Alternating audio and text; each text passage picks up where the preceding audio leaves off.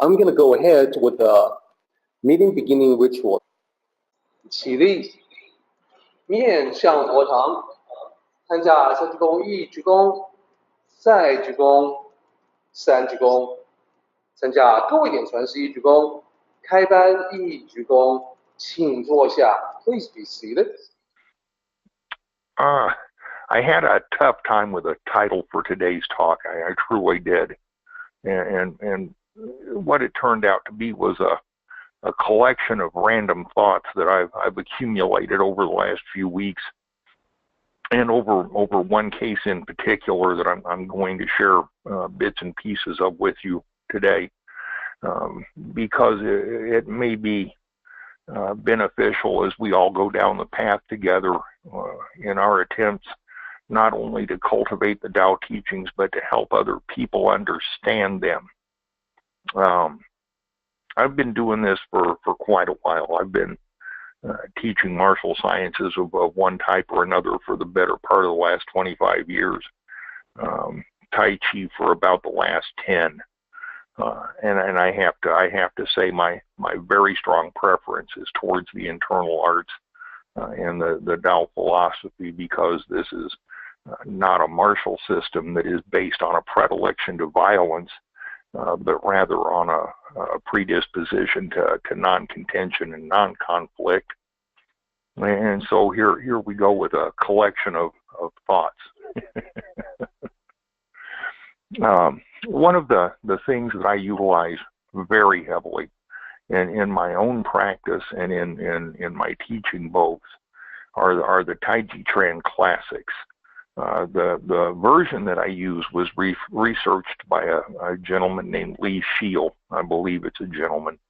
I don't know that for sure, but I'm pretty confident.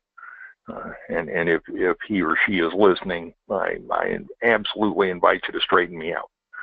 This is perhaps one of the finest sets of works in English ever done on the Taiji Chuan classics, the Song of the 13 Postures, the expositions on the 8 postures, the 5-character set, those sorts of things.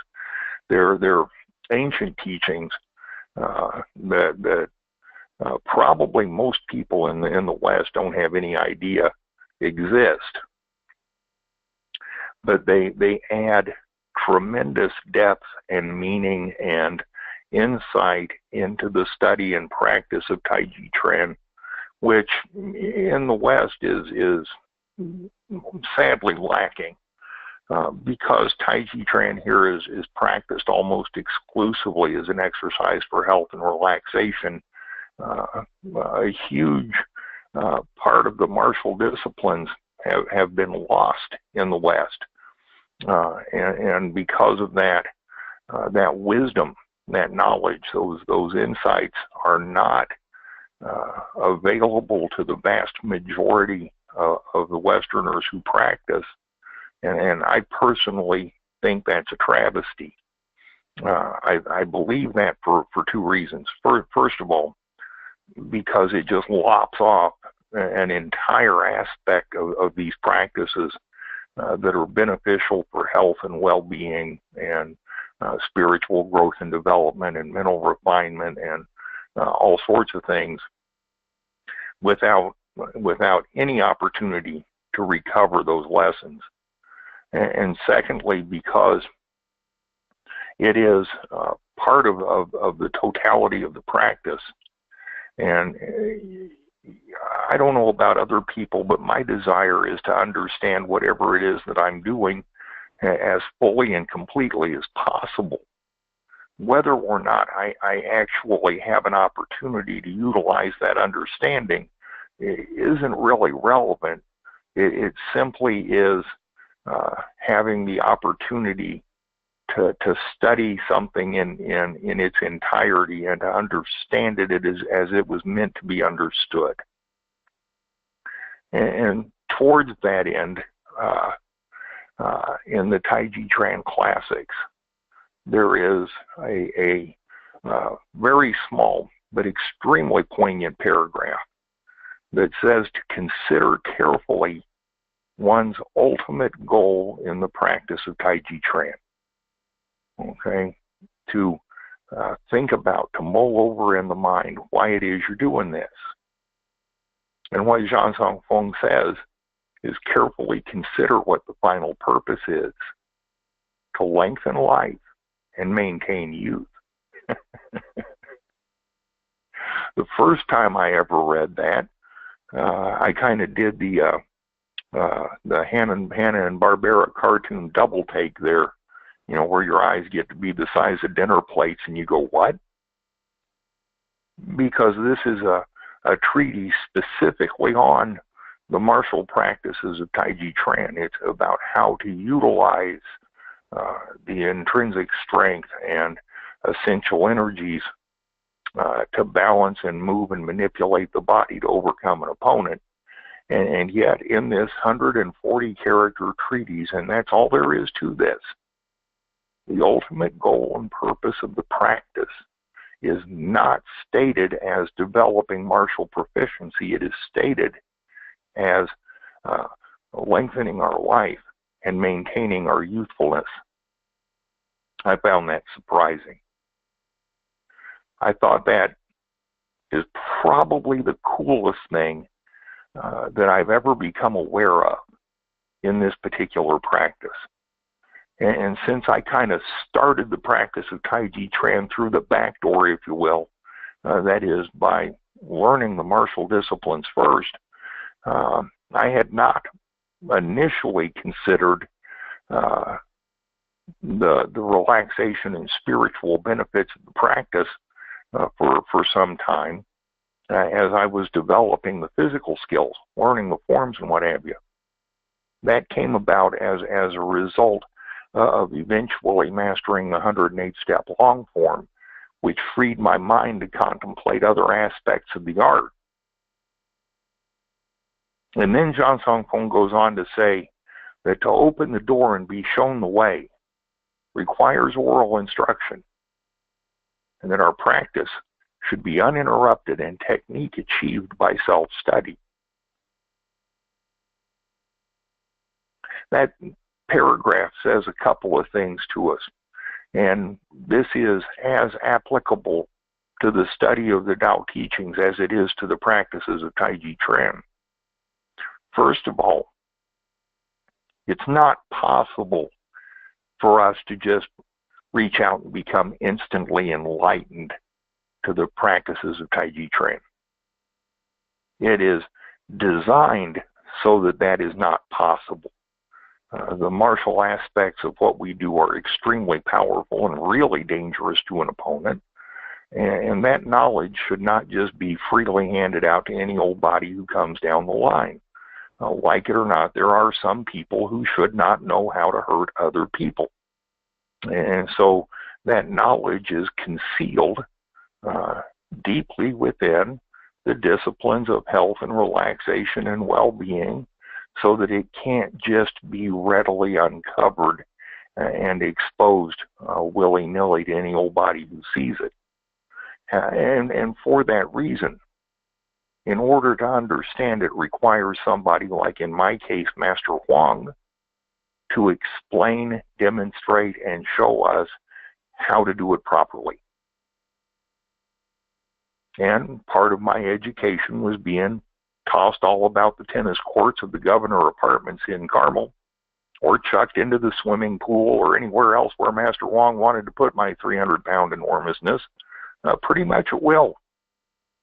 For those of you who remember him, he's nowhere near my size, but his skill in the utilization of Taiji Chuan was superlative. And so when I speak to you about moving 1,000 pounds with 4 ounces, about stealing the energy from an opponent's technique and using that against them, that's firsthand experience and real honest-to-goodness, real-world education, and not just lip service. But without Master Huang, I never could have gotten there.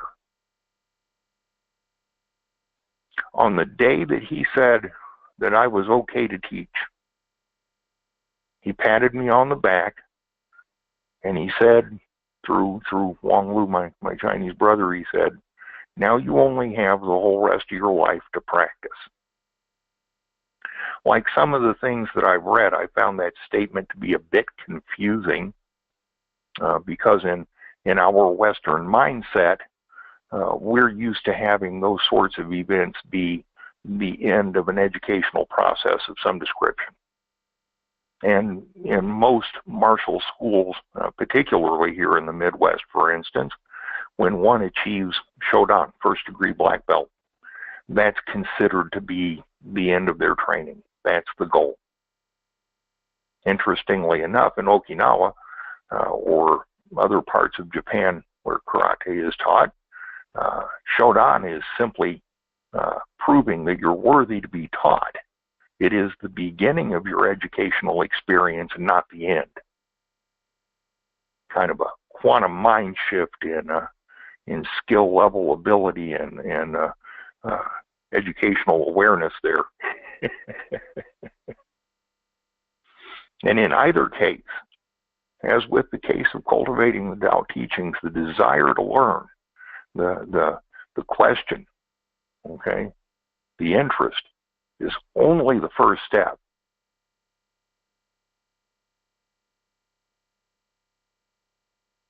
When we move or try to move from the desire to learn into a commitment to learn, we run into the things that are impediments to change and progress.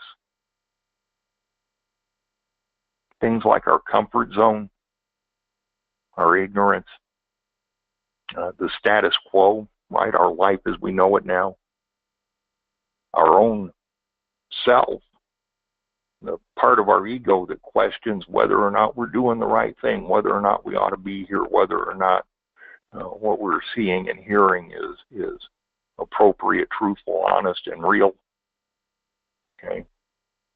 To desire, to want is easy. To do is difficult. I'm speaking with a potential student right now who, for the sake of privacy and not getting anybody all irritated with me later, shall remain nameless for the moment, who desperately wants to go down this path and at the same time is scared half to death about what going down this path means. And I see this fairly frequently, particularly when it comes to the martial training, the combat training.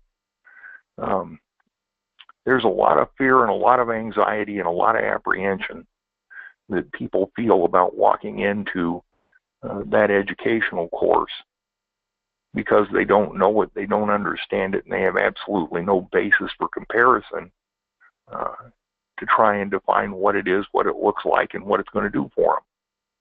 And some of those things I am not able to explain other than in terms of asking them what it is they want to achieve in their lives. I answer the same questions from people who are looking to expand their spiritual realm in the Tao studies. And it isn't even like I'm asking them to give anything up or change anything really radical.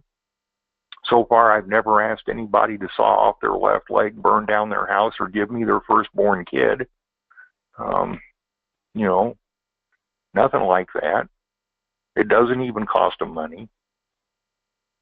All it costs is time and a willingness to make an investment in themselves to see if maybe there isn't a better set of answers than the ones that they're operating from at the moment. But to do that for these folks means breaking through that wall of their comfort zone and overcoming essentially ignorance. What it is that they don't know, or what it is that they think they know, which oftentimes is more dangerous than what they don't know. I see this over and over and over again in people, and I have yet to find a way to help a person overcome it other than by being available when they finally do. Lao Tzu was aware of this 2,500 years ago. And in chapter 41 of the Tao Te Ching, he addresses it. He says, when a higher person hears of the Tao, they make it a part of their life, practice it diligently, they hold on to it, they utilize it, it becomes a part of them. That's the Mr. Bill's paraphrased edition, by the way. When an average person hears the Tao, sometimes they practice, sometimes they don't. Sometimes they utilize it, sometimes they don't. Sometimes they're able to hold on to it, sometimes they're not. When the lower person hears the Tao, they laugh out loud at it.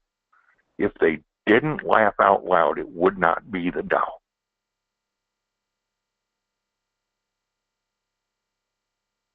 I have read that particular chapter of the Tao Te Ching more than any other chapter in the book. If you take my copy of the Tao Te Ching annotated and explained and just drop it on a tabletop, when it falls open, it's going to fall open to chapter 41. Because in my observations of human nature, in my students, in my friends, in my co-workers, in anybody that I talk to, it is that chapter that describes what I encounter every time. And here in the Midwest, there is a tremendous rooting in conservatism and comfort factor that is difficult to get people to look past. There's a lot of intrinsic suspicion, mistrust, and doubt for anything that doesn't sound like good old Southern Baptist preaching and plain old white bread, middle class sorts of living.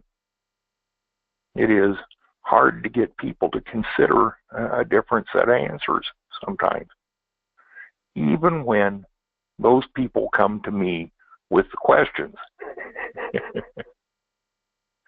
and I'm chuckling right now, but I got to tell you, this is both my greatest frustration and my greatest joy. The person I'm talking to now is 100% a stellar example of what we refer to as karmic affinity. I know for a fact that this person and I are connected. Absolutely. No question. They know it too. I absolutely know that this person is ready for some pretty profound changes in their life, simply because of life circumstances, where the path has gone. And I've known this person for a number of years, and so, you know, while we're not intimate, we are much more than casually acquainted. We talk fairly frequently. And this person knows who I am, what I'm about, what I teach, okay? All of that. And yet, even though this person came to me with the questions,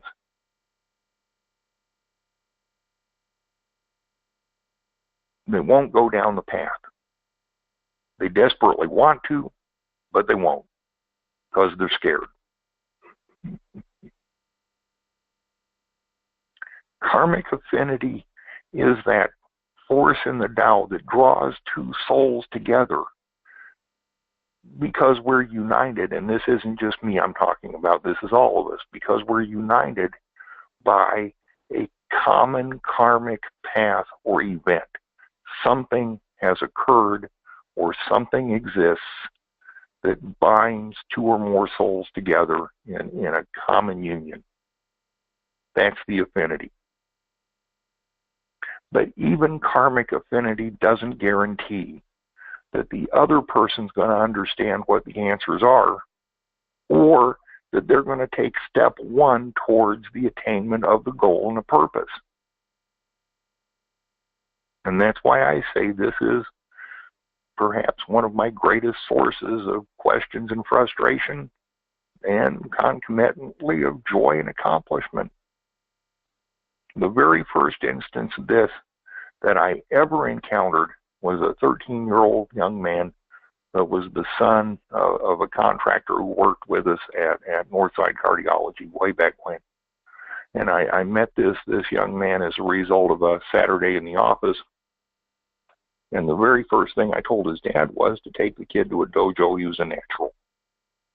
Neither one of them had ever set foot in a dojo before, but I'd been training fighters for the better part of 10 years at the time.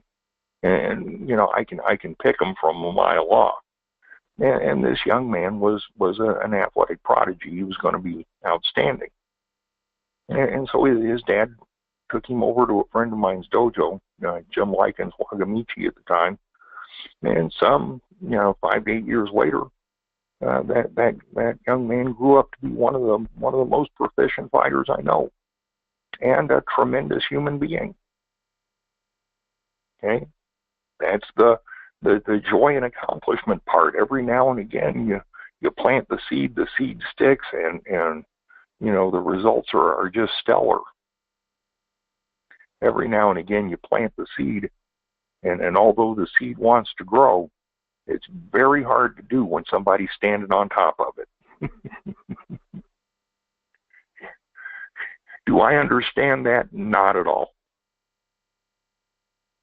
I learned a long time ago not to mess with karmic affinity. Anytime I've ever tried to do that, it's been a complete and utter disaster. I do my best to understand why. Most of the time, I don't know the reason why. And I don't think I'm allowed really to ask the reason why. Maybe one of the things I learn when I die is why. But between now and then, all I know is what is. But understand that it is karmic affinity that draws people into both the temple and the Taiji school. Karmic affinity is such an important thing because it is what causes these teachings to resonate within the hearts and minds of those who hear them. It's the reason our example and our words are so important, because other people see them and hear them. And if they resonate with those folks, that becomes the opportunity for them to perhaps examine a different set of answers. The other huge thought I've had is, it's not about the destination, guys. We're all heading for the same place one day, sooner or later. That's absolutely the truth. It's really all about the trip. It's about the journey. Okay? And throughout our entire lives, the only certainty that we really have is that things are going to change. Relationships will come and go. People will come and go.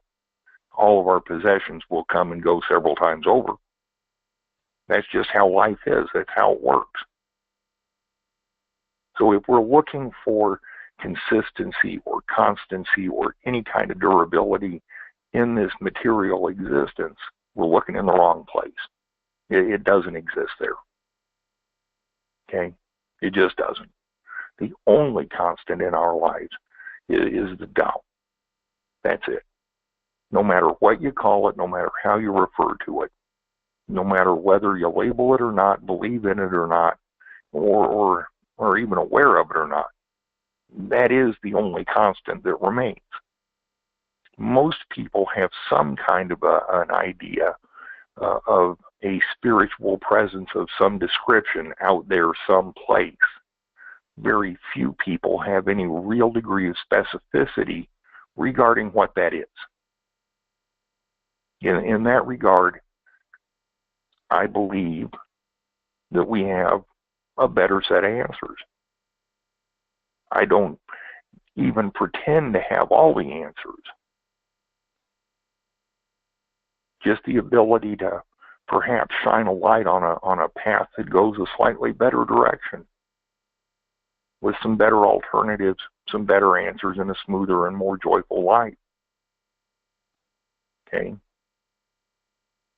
The question that we have to answer before we can even begin to examine whether or not one or both of these sets of teachings is going to be beneficial is, can we accept that as the truth?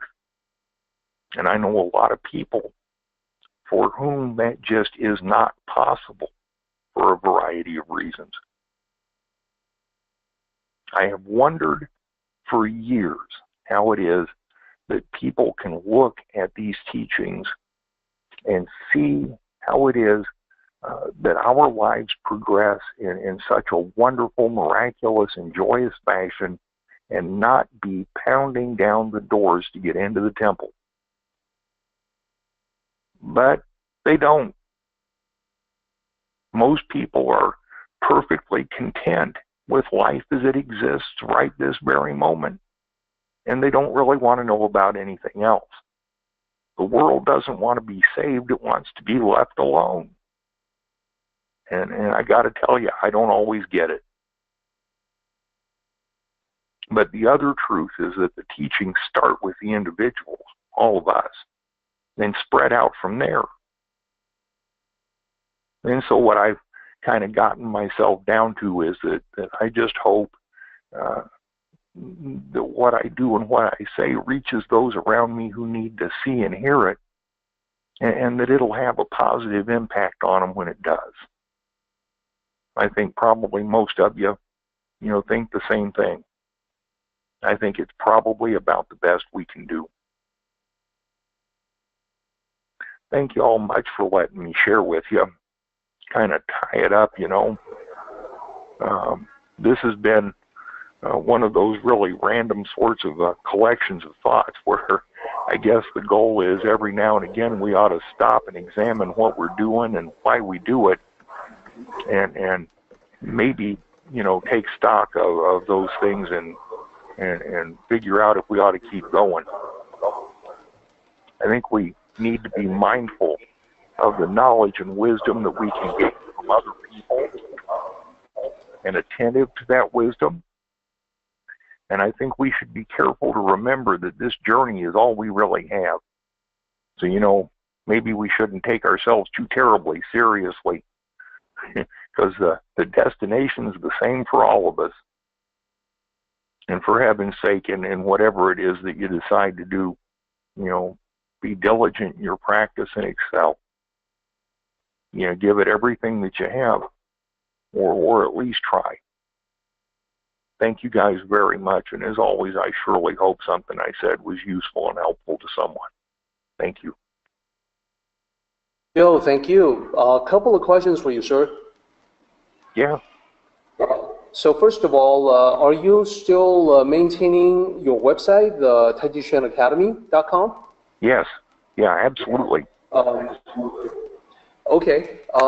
Can we get that web address from you? Sure. www.indianataichi.com. Gee, I wonder who suggested that name to you. I wouldn't have any idea, but I think his initials are Derek Lynn. Okay, so indianataichi.com, all one word, no dashes. Yes. And yes, and there's a blog spot off of there now that Mike Williams, my #1 student, came up with. Oh, okay, cool. He handles our web presence. Fantastic. Is there a link to that in your? Oh, okay, I see. indianataichi.blogspot.com. Yeah, that's it. Okay. So in a moment, I'll show that on the screen when we switch, the display over to my side, and then people can see it for themselves. The other question for you is about the book that you mentioned, and the book that is the Tai Chi Classics translation. Yes. Is it? Can you talk about that again? Because it went by pretty quickly. Sure. Like, who's the author? What's the name? Well, there's an entire collection of stuff, most of it researched and translated by Lee N. Scheele, Scheele. Okay? It's available on the web. If you look for, let me see here. Let me minimize this real quick. You can still see my screen, right? Yes, I can. Okay. If we look for the Taiji Chuan Classics, there's the URL for it right there. And this is a tremendous set of teachings about the practice of Taiji Chuan. Which is the one by Lee Scheele that you mentioned?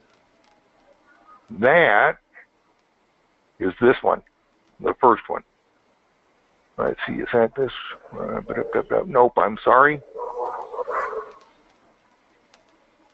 It's that one. I can't click. Okay. Lee N. Scheele. Got it. Yeah. Okay. Yeah. While you are in your web browser, can you also pull up your website? Sure.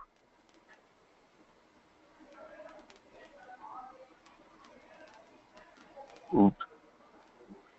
Once I learn to spell.